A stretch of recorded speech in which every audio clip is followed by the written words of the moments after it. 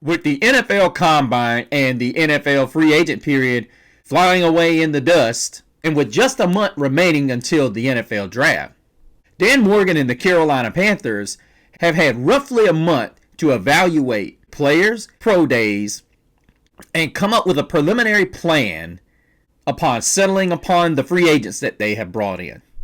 But would you believe that the Panthers possibly have the juiciest pick and possibly the most profitable pick in the entire 2025 NFL draft? I don't believe anything. Well, you better believe it. And I'll tell you why on this edition of Growlin' and Prowlin'.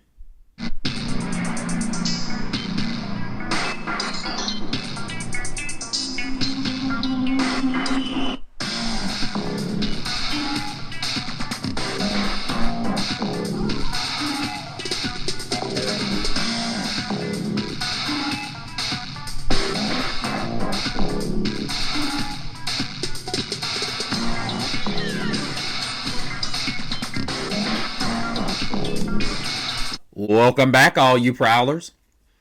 Thank you so much for growling with us on another edition of Growlin' and Prowlin'. Of course, I am the one and only Mr. CeeLo here. Hope you guys are doing great. I am. I've just been exceptionally busy. I've had some of you guys hit me up in my emails and DMing me wanting to know where I've been. Can I do the show daily? I'm gonna try, guys. Daily life is hard. And I'm not here to make excuses. It's just difficult. I hope you guys are having a great week. Thank you so much for joining me for my content. But, yeah, it's just I work another job. I'm not as blessed yet, but you guys are making it happen. I've added a few more subscribers. Please add yourselves to the list, guys. I'm still working on this blame shirt. I haven't gotten it done yet. Between being married and my regular job and trying to make sure I keep up with all this wonderful stuff that's going on in Charlotte and in around the NFL. It's been tough, but I enjoy it, and I enjoy all of you and your comments to the point that I have a gentleman by the name of Ked29203, I've heard from you before, who says, lots of great points. Abdul Carter, Tyler Warren, and Nick Eamon-Rory. I think they should go best player available. I realize Carter will not be there. I think many people are picking based on needs versus who will help their team the most. Keep it simple. Pick the best player available for the Panthers. Walker wouldn't elevate the edge that much considering we have Wanham and Clowney.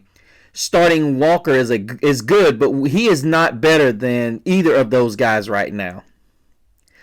Ken, thank you so much, buddy. You will be the growler of the week. Yeah, I totally agree with all of that, other than the fact that, as you said, Carter won't elevate us. And the now is important. We went into free agency, and for what it's worth, I think, and I believe wholeheartedly, that DJ Wanham is going to be better this year. And this is where I believe, and when I hear people like Julian Council and company say, oh, well, Wanham's not a complete number two and whatnot. Well, listen, you can't tell if someone's a number two. That was just like when the Panthers had a couple of years ago. Do you guys remember when we had a guy by the name of Hassan Reddick to go with Brian Burns? It turned out that we believed that we were getting Hassan Reddick to go with Brian Burns, when it turned out to be the complete opposite.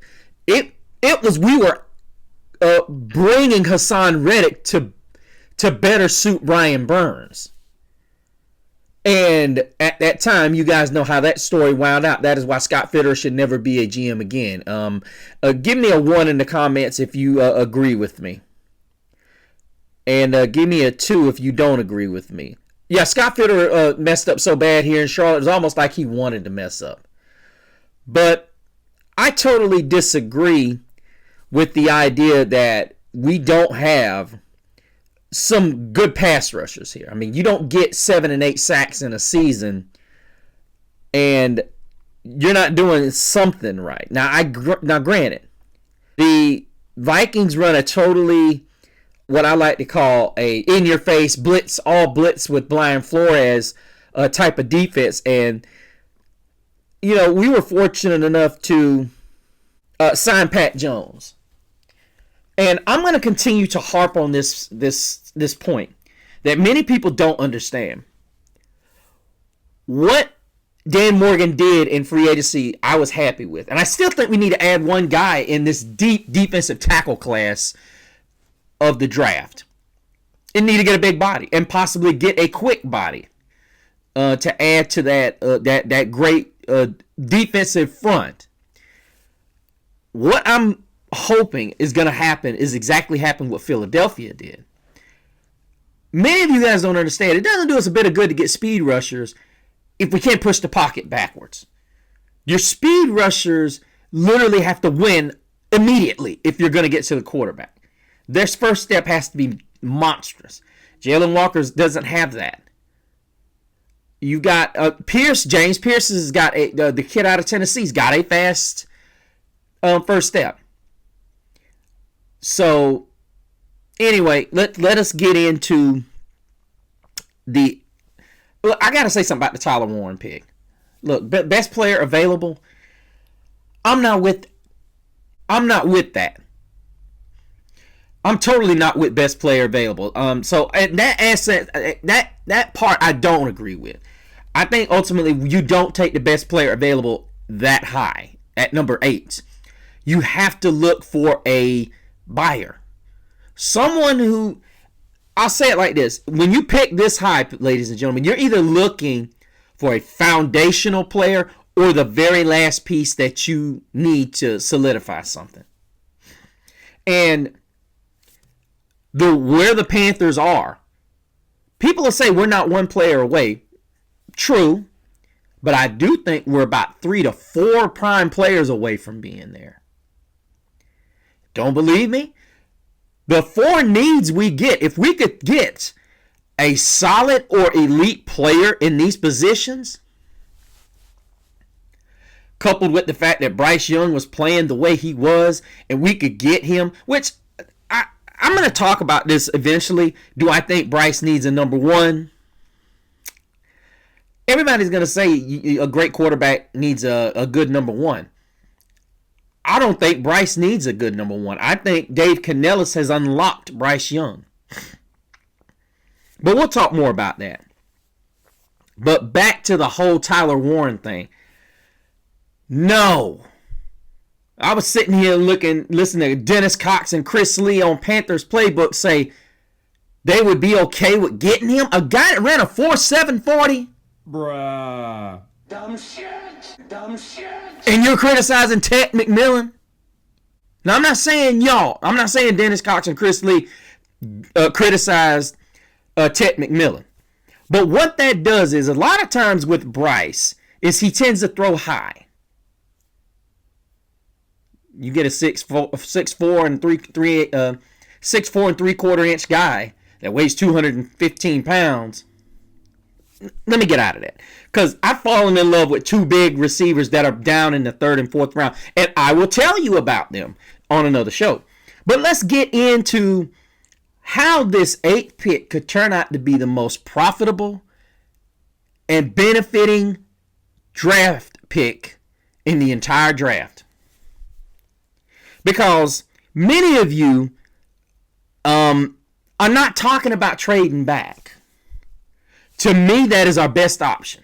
And I remember Chris Lee has said a few things on his show that has really started to, it's almost like he's watched me and said, hey, maybe I need to ring myself in a little bit. He has become more, I don't want to say serious, but he's become more believable.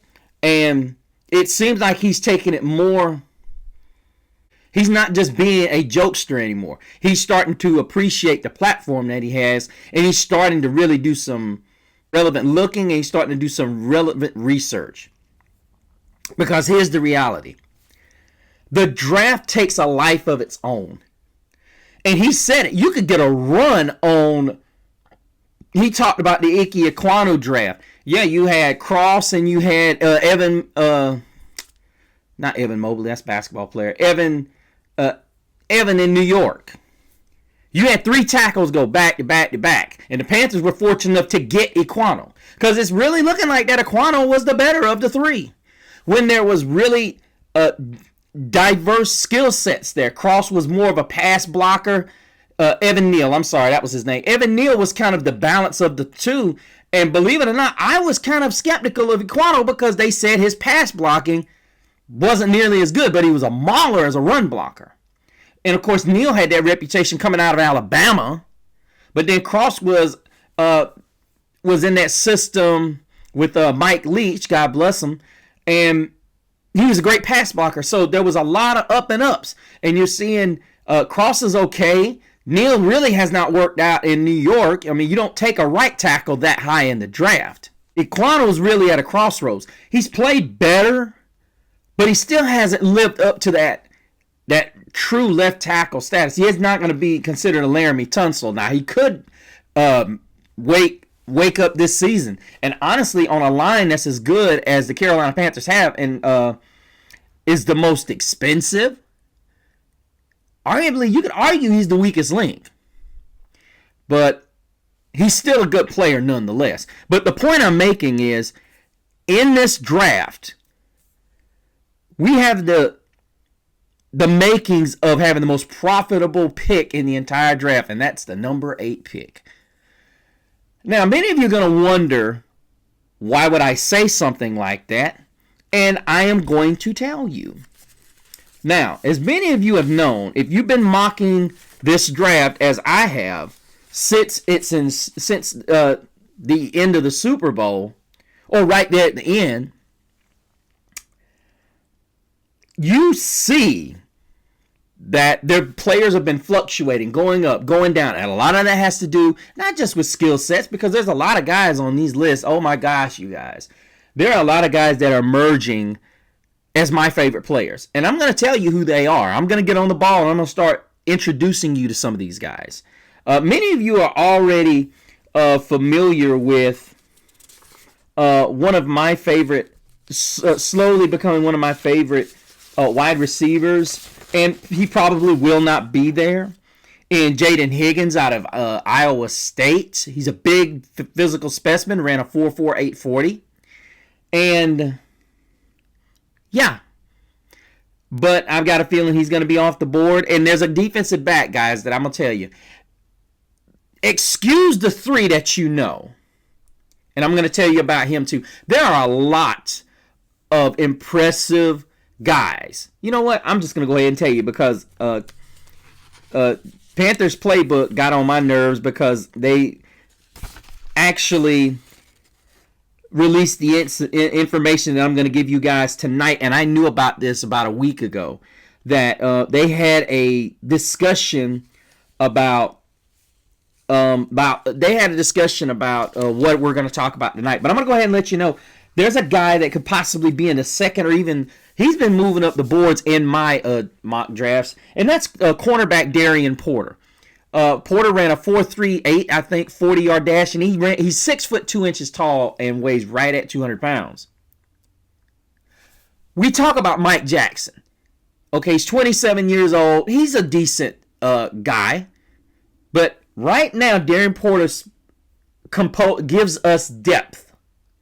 And I know a lot of people say, well, you don't want to start a rookie. You're not going to start him. By the time Mike Jackson's contract is up, he'll either be 29 or 30. And your rookie will now be in his third year. He'll have 2 years under his belt.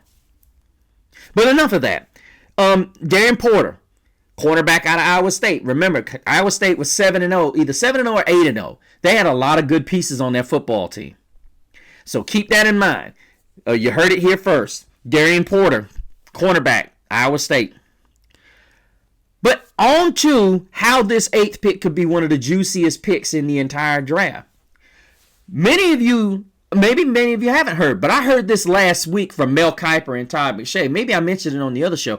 But Jackson Dart, quarterback Jackson Dart, has gone from being a possible 3rd-round pick to serious talks. Let me give you this, give you like the timeline.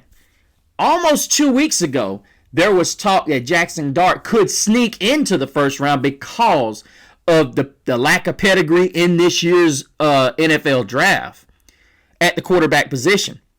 So now you take a guy, and what's crazy is Jalen Muro's got the physical tools, and so many people talk about Lamar Jackson.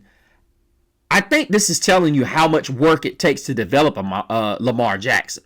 This would be in essence the same retool.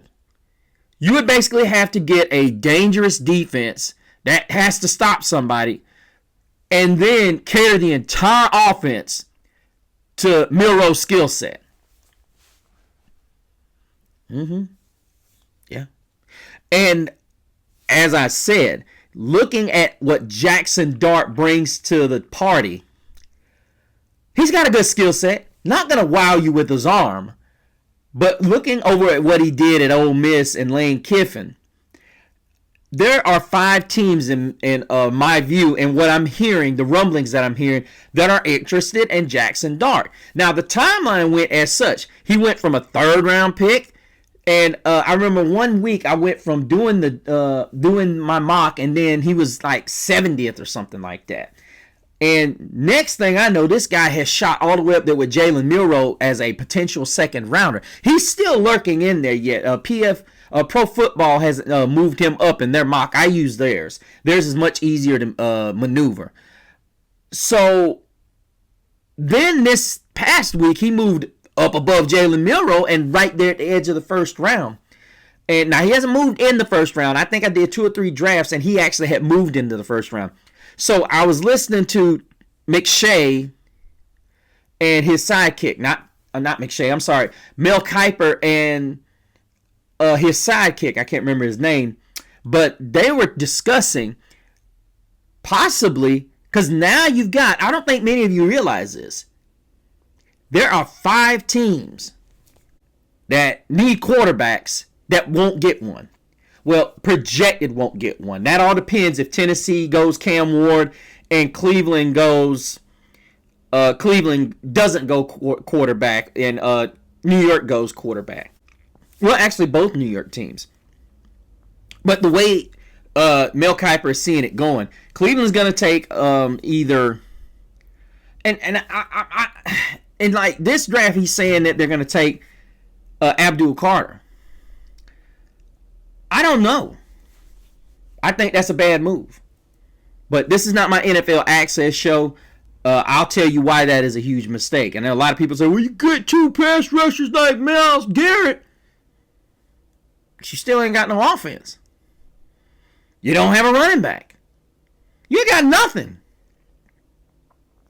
Watson's probably not going to play this season. What, you going to go with Jalen Milroe? A product that's very rough around the edges. You got to think about that. You need a lot. You didn't re-sign Nick Chubb. Anyway, this draft could be crazy. And I know some of you guys have heard me say, are you still on that trade up for Abdul Carter? Now, the possibility is, it's looking more and more like the Tennessee Titans are not wooing Cam Ward. They're seriously getting this guy. I mean, they're really doing their homework and their due diligence on Cam Ward. If they don't select him, this is the biggest psych-out job in NFL history. I'm fully expecting Cam Ward to be the first pick. Now, the question is, it's going to be between Shedeur Sanders. And I don't want to bring up his name because I'm tired of talking about him. He's all talk. You know who I'm talking about. I don't know how serious the Browns are taking Abdul Carter. I don't think it would be a good move anyway. You don't want to bring... You need to fix that line. That's number one. You need to fix that offensive line. Because at one point you had one of the most dominating run games in the NFL. Same thing with Tennessee. You did go through free agency and fix that line for Cam Ward. However, I still think you need that right side fixed. Maybe you did it in free agency. I don't think you did. I think you need to go and get that franchise right tackle, regardless of what anybody says. Then you have to look at the other team that needs a quarterback in the New York Giants. They need offensive line help. They don't need an edge rusher. What I'm doing, guys, is I know you're saying I'm focused a lot on edge because the opportunity to get Abdul Carter could still present itself. And I will do a show on showing you what we can get. And the pick goes here. You're looking at the Patriots, don't need a quarterback. Then you look at the Raiders. You could argue they've gotten their quarterback for right now. Don't count out the fact that the Raiders are in this. A lot of people are going to say, oh, no, they just gave Geno. Did we not see Kirk Cousins and Michael Penix last year? It's never too early to take a quarterback that you're sure of. Then you've got the Jets. They need a quarterback. And the truth of the matter is, I skipped the Jaguars. Jaguars don't need a quarterback. I don't think they do. They just need some weapons. And arguably, they need to get that line right. I mean, I would say the interior. Then you have, as I said, you got the Jets, whom they need a quarterback. I know people are going to say, well, we got Justin Fields. Yeah, but is that really their foundation? Don't know. You got a brand new coach in there. Does he...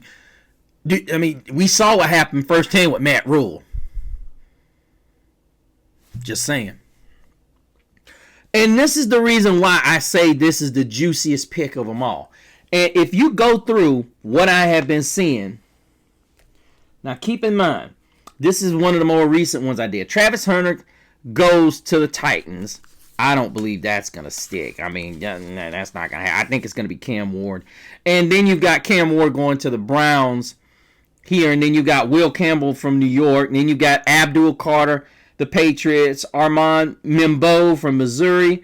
Mason Graham at defensive tackle. Shedeur Sanders going to the Jets. Now, if it plays like this,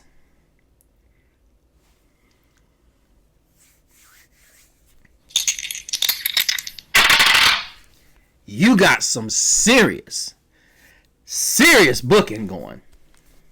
Now, the reason why I say this, I've illustrated for you guys that Jackson Dart. Now, it's possible. Now, some of you are probably going to say, well, what's to stop these teams trading up beforehand? That's a very good point. If you see Shedeur Sanders gone before the Jets, yeah. Let's say, for the sake of argument, Jackson Dart starts to get this run. And let's say Cam Ward does go number 1. And the Browns do decide to take Shedeur Sanders at 2. Then it becomes interesting. There are going to be teams going at the Giants because who's to say the Giants aren't interested? I don't think they are. I think the other guy that are going to be interested, I think Shedeur is their guy. And their backup plan is more than likely going to be Jalen Milroe. And they'll just back out and they'll just say, hey, look, we'll trust, because they want to throw the ball down the field. They ultimately want to do that. I think they'll back out and then they'll probably take Will Campbell at number 3, take the safe pick. Or possibly this could be a position where you play at. I don't think anybody's going to trade up for a Jackson Dart here. I do, however, think there'll be teams trying to trade up and get and steal away Abdul Carter from the Patriots, because there's no way. And I will say this. Do I think the Patriots need to take a tackle here? I think ultimately, if Will Campbell or Armand Mimbo are still on the board, you got to take them if you're the New England Patriots. You got to protect Drake May. I get it. You don't have a pass rusher. I would even venture to say the best move for the Patriots is to trade down. I would think this would be a pick, but I think the Patriots are going to snap on one of these two guys. They're going to jump on either Mimbo, Carter, or Will Campbell. But then moving to the Raiders are interesting because they need a wide receiver and a running back. And there are lots of reports outside of Vegas that they are intrigued with Ashton Genty. To me, the pick that makes the most sense would be Ted McMillan, considering you had Brock Bowers last year and you had nothing stretching the field last year. And for Bowers to do what he did, despite the fact you didn't have a guy that could stretch the field, and you could get two guys in this draft, I would say the Raiders should double dip. First and second round, I would venture to say, even the third round should be all offense. Get two wideouts and one running back. But I'm not here for the Raiders. I'm here for the Carolina Panthers. And then you move down to the New York Jets. And as I said, this could be an interesting spot. Now, I'm going to say this, Panther fans. This has to be the ability to be the money spot. If this continues to trend this way, that you see the Tennessee Titans and to me, the Cleveland Browns and the New York Giants are going to be huge here. I honestly think that the Cleveland Browns don't want to invest all into a quarterback just yet.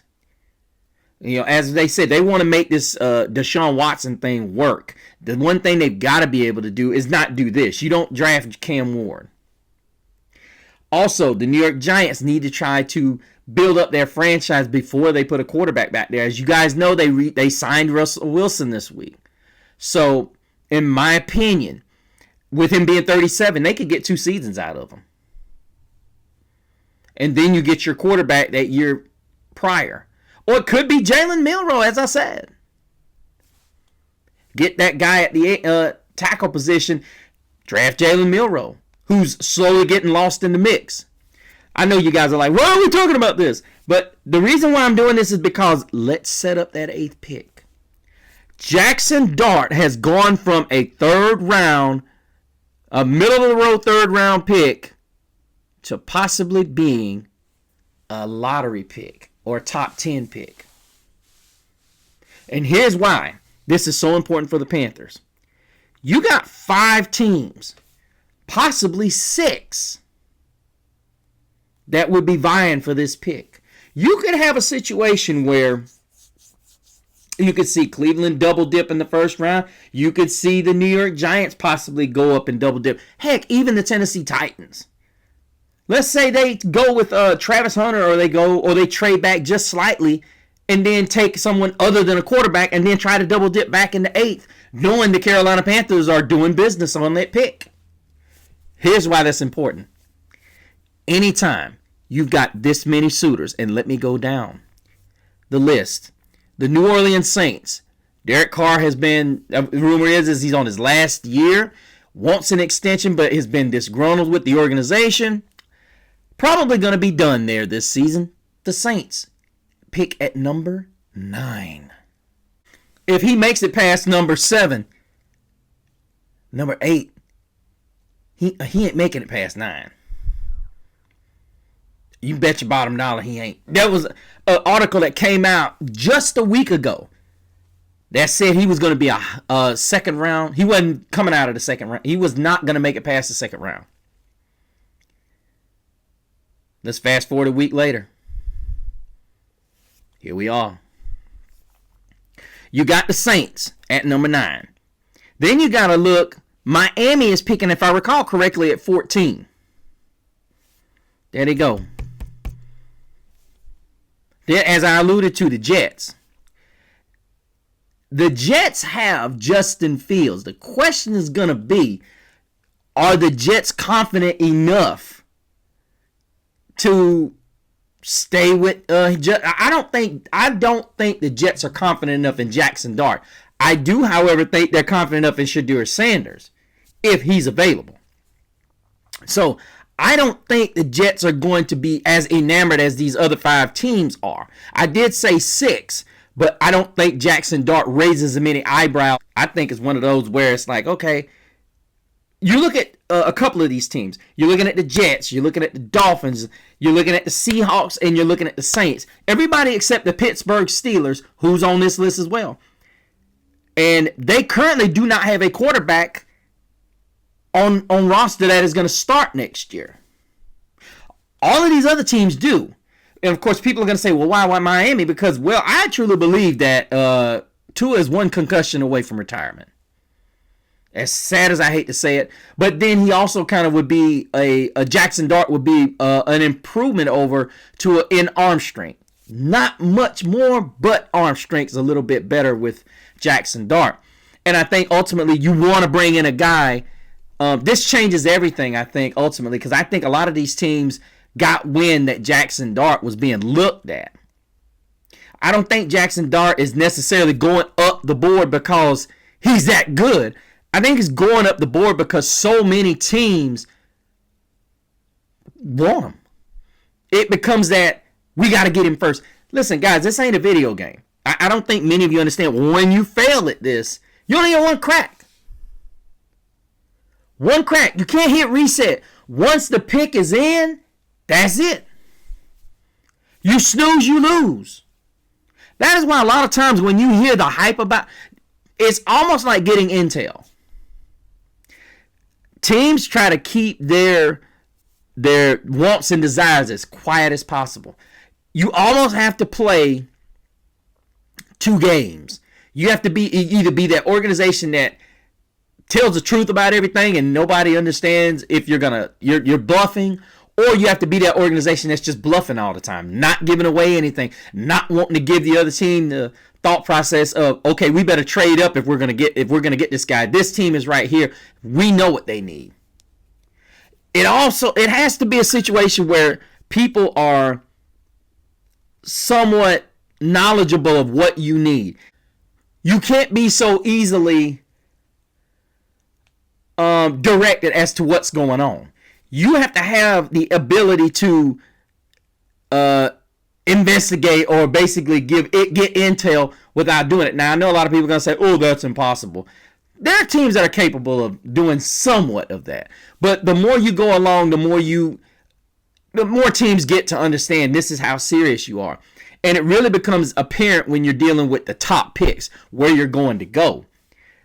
We're going to see in the next couple of weeks which teams are really pushing for Jackson Dart. And heck, I even heard McShay or Kuiper say something about Tyler Shuck from Louisville. This is a guy who's projected to be a fourth or fifth round quarterback. Now, don't get me wrong, Shuck had some great games at Louisville. But when you start taking other guys that are really down on the totem pole and you start shooting them up, desperation for quarterback is real. But of these 5 teams, you guys, this has the ability to be a huge pick for the Carolina Panthers. And what happens is when you get multiple teams bidding, it goes up. Tell me you guys don't remember Chicago a couple of years ago. You remember when we outbid everybody for the pick, the number 1 overall pick for and the rights to Bryce Young eventually? Remember that? That was a bidding war. And, of course, I didn't like it, and many of y'all didn't like it. I thought we gave them way too much because we gave them essentially 3 first-round picks. And, yeah, this has the makings of being that kind of draft. Which team is going to outbid the next? This is why I keep telling you guys. Realistically, Dan Morgan needs to kind of play his cards the way he's playing it, but he also doesn't need to I'm going to put it to you like this. It needs to be a position that we're not sold to picking a guy. Because ultimately, teams that want to make this deal, they're going to try to make them. You're going to see teams, and I'm going to put it to you like this. The quality of this draft is going to depend on whether we can trade back. The quality of this draft is going to depend on whether or not. The quality of this draft is going to be decided on this pick. Want to know why? Because if we can't get draft capital out of this, I know everybody keeps talking about 9 picks. Look, I get it. There's some good players in the 4th and 5th round, but the question is, Are you going to be able to pick them? There ain't no guarantees. And then a lot of times guys can be good players, but they don't fit what you do. But that's neither here nor there. That's another subject for another day. But we could get a first rounder, a second rounder, and possibly a third rounder. And if you're talking about the Seahawks, you could possibly get 2 second rounders out of this. The Seattle Seahawks have the advantage when it comes to the bidding war here. Pittsburgh ain't got much to hit on unless they're going to give a first next year. Because, they gave up their second for DK Metcalf. So they don't have a second next year. I mean, they don't have a second this year. So the Steelers going to have to come hard. And see, the negative part of that is going to be the Steelers going to have to come with a third and a fourth and probably not much great capital this year. They would have to come with a lot of capital next year. So I pose another question to you guys. If the Carolina Panthers were in a situation where Jackson Dart was being, if we were in a position where teams were trying to feed us in a trade, in a bidding war, should we take a lot of lottery picks next year, or do we want to cash in this year? Right. Yes, more draft picks next year, or more draft picks this year. Which one do you guys think we should get? Me, I want the draft picks now. I want them now. Now, would I like to get an additional first next year? Absolutely. But not at the sacrifice of a second this year. And I know a lot of people say, well, you're being unrealistic. If it's a bidding war, it's a bidding war. Look, they have their little charts and their logs as to what the pick is worth. That flies out the window when you start talking about 5 teams involved on one pick. Who wants Jackson Dart the worst? Who wants Jackson Dart the most? Apparently we wanted Bryce Young the most. Just putting it out there because the Saints are sitting right there to pounce.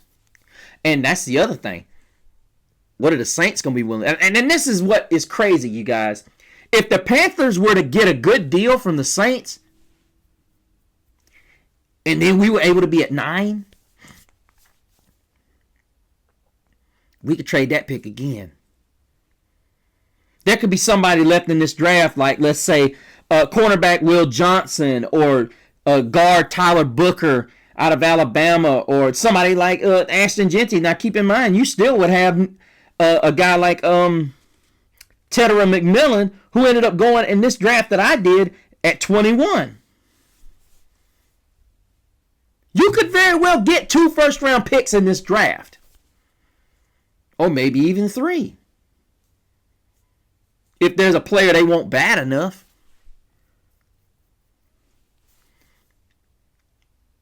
I'm telling you guys, this pick has the ability to make this draft. And here's the thing.